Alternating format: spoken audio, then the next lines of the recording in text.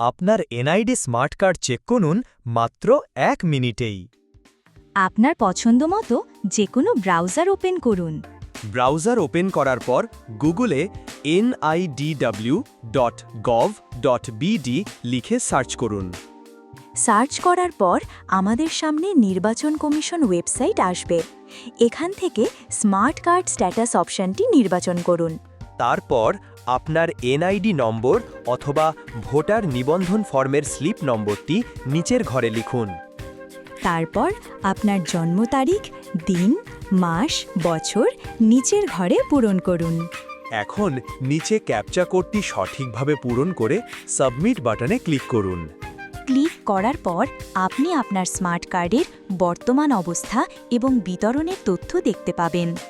এই ছিল আজকের ভিডিওটি ভালো লাগলে লাইক, কমেন্ট, শেয়ার দিতে ভুলবেন না। ধন্যবাদ।